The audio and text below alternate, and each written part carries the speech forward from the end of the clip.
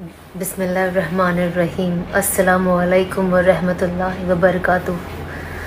मुहर्रम हमें पैगाम क्या देता है? मुहर्रम हमें सबक क्या बतलाता है? हर साल मुहर्रम आता है, एक दास्तान ज़िंदा करता है, एक तारीख रकम करता है और एक तारीख की याद दिलाता है और एक बहुत बड़ी वाक़े की तरफ हमारा ध्यान ले जाता है। इससे हमारी ज़िंदगी को सबक क्या मिलता है? तो बहुत अहम सबक है जो हमें मिलते हैं। जो सबसे पहला और अहम सबक है जो इमाम हुसैन ने पूरे उम्मत के नाम दिया, वो है नमाज। कि किसी भी हाल में नमाज माफ़ नहीं है। और आपने बहुत सौ से सुना होगा, बहुत जगह पढ़ा होगा कि इमाम हुसैन नमाज को आगे पीछे कर सकते थे, छोड़ सकते थे, लेकिन आपने नमाज पढ़ के क़यामत तक के पैगाम दिया हर मर्द और औरत को, हर इंसान को, कि नमाज किसी हाल में माफ़ नहीं है। और अल्लाह के हुक्म को हर तरीके से फॉलो करना। जब वो वहाँ नमाज को ना भूले तो हम अपनी ज़िंदगियों के खुशियों के अंदर, गमों के अंदर, बिज़ी ज़िंदगी के अंदर, इजी ज़िंदगी के अंदर हम कैसे भूल सकते हैं? नमाज को हमेशा याद रखें और हमेशा उसे अपने वक्त पे पढ़ें। इससे बहुत फ़ायदे हैं। इससे हमारा दिल नरम होता है, हमारे दिल में लोगों के लिए मोहब्बत आती है, लोगों के दिल में हमारे लिए मोहब्बत आती है, इंसानियत का जज्बा आता है। और दूसरा जो पैगाम है वो अपने आप को मिटाना है, अपनी ज़ात को ख़त्म करना है और सच और हक़ का साथ देना है कि दुनिया में किसी का भी सामना हो जाए, चाहे हम मिट जाए, चाहे कुछ हो जाए, चाहे हमें नुकसान हो जाए, चाहे हमारा सब कुछ ख़त्म हो जाए, लेकिन हमें सच का साथ कभी नहीं छोड़ना और कभी किसी को धोखा नहीं देना बस। और किसी के साथ ना हम फ्रॉड करें, चाहे वो कोई भी क्यों ना हो। तो बस हमें कोशिश करनी चाहिए कि हम इसका सबसे इम्पोर्टेंट मैसेज जो है ना करबला का, वो है नमाज ना छोड़ना। तो नमाज ना छोड़ें। करबला हमें पैगाम क्या देता है? मुहर्रम हमें पैगाम क्या देता है? और इसमें करने वाले काम क्या है? सबसे पहला तो ये है कि अल्लाह के नबी सल्लल्लाहु अलैहि वसल्लम ने हमें ये बताया है कि हम रोज़ों का एहतमाम करें। बहुत मुबारक लोग हैं जो 10 के 10 रोज़े रखते, 10 के 10 नहीं रख सकते तो 9 या 10 या 10 या 11 कर रखे।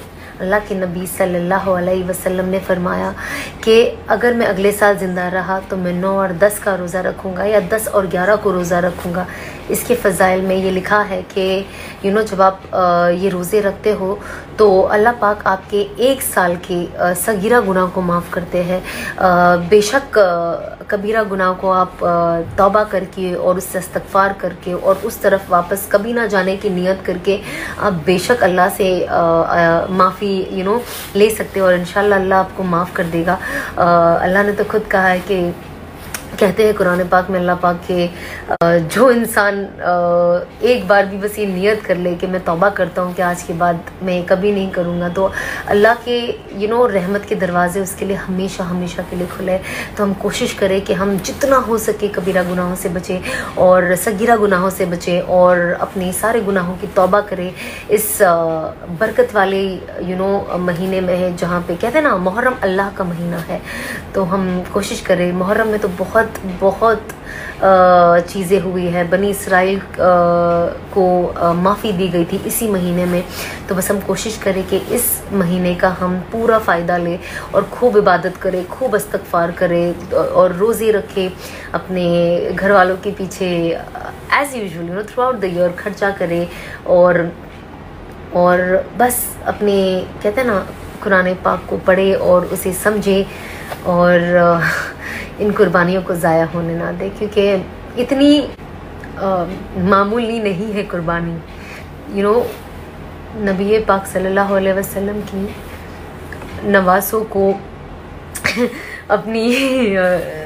अपना सर कटाना पड़ा इमाम हुसैन को ये बताने के लिए कि शरीयत के आगे कुछ नहीं और उससे भी ज़्यादा नमाज के आगे कुछ नहीं।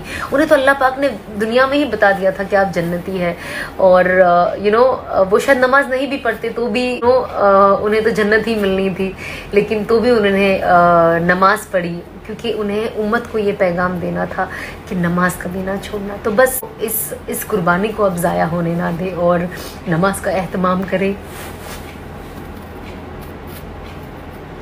नमाज का एहतमाम करें और मुहर्रम का और करबला में हुई गई जो हुआ है वहाँ पे उसका उसका उसका जो सही चीज़ है उसे अपने अंदर लाए, और बस यही चीज़ अपने आगे नस्लों में फैलाए, और जो नहीं जानता उसे भी इस चीज़ की नॉलेज दे। अस्सलाम वालेकुम।